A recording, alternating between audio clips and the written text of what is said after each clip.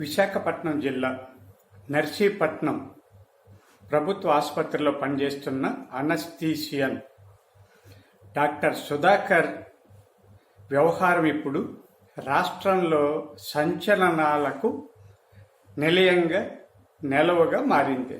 శనివారం ఆయన రోడ్డు మీద వస్తుంటే పోలీసులు ఆపి అతని కార్ చెక్ చేసి అందులో ఉన్న 10 లక్షలు తీసుకొని అతన్ని కొట్టి అతని మీద కేసులు పెట్టారని అతనే స్వయంగా ఆరోపిస్తున్నారు. అయితే ఆయన బాగా తాగి అర్ధనగ్నంగా నిరసన వ్యక్తం చేస్తూ రాష్ట్ర ముఖ్యమంత్రి పోలీసుల్ని బూతులు తిట్టాడు. ఆ సమయంలో ప్రజల్లే ఆయన కట్టేసి పోలీసులకు ఫిర్యాదు చేశారు అన్నది ఇంకొక వాదన. 2 రకాల వీడియోలు పెట్టి అంటే ఎక్కడికక్కడ కట్ చేసి ఎవరికి అనుకూలంగా వాళ్ళు వాదనలు వినిపిస్తున్నారు. ఆఖరిలో ఆయన తీసుకెళ్లి హాస్పిటల్లో చేర్చారు. హాస్పిటల్లో ఆయనకి అక్యూట్ ట్రాన్సిస్ట్ సైకోసిస్ ఉంది, తాగి కూడా ఉన్నాడు అని డాక్టర్ సర్టిఫై చేశారు. ఇవన్నీ ఒక ఎత్తు అండి. అయితే మనం ఇక్కడ చట్టపరమైన, సామాజిక పరమైన, మానసిక పరమైన కోణాలలో ఈ సమస్యను విశ్లేషించాల్సి ఉంది. అతను తాగాడు అనుకుందాం, బూతులు తిట్టాడు అనుకుందాం, నిజమే అనుకుందాం.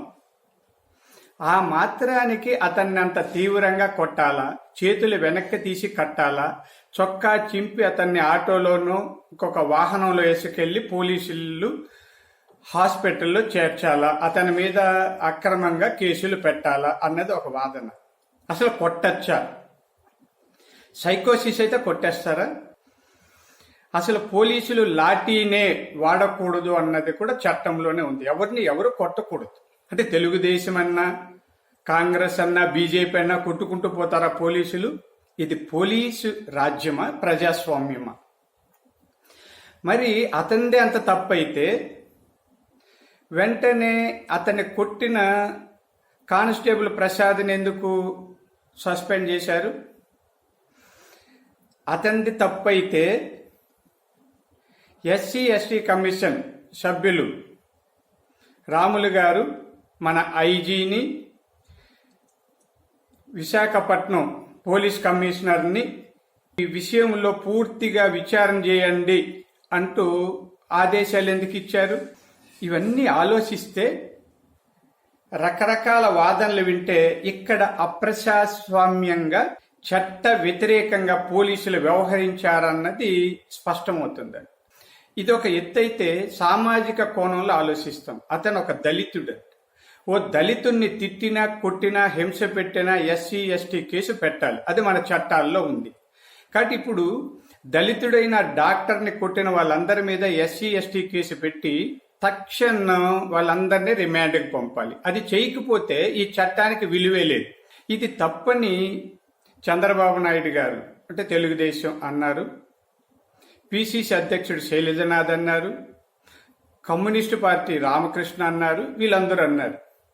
అయితే ఇది తప్పు కాదు అని ఆ జిల్లాకు చెందిన వైఎస్ఆర్ పార్టీ ఎమ్మెల్యేలు నాగార్జున, సుధాకర్ బాబులు వాదిస్తున్నారు. తిడితే కొడతాం, అతనిదే తప్పు అని.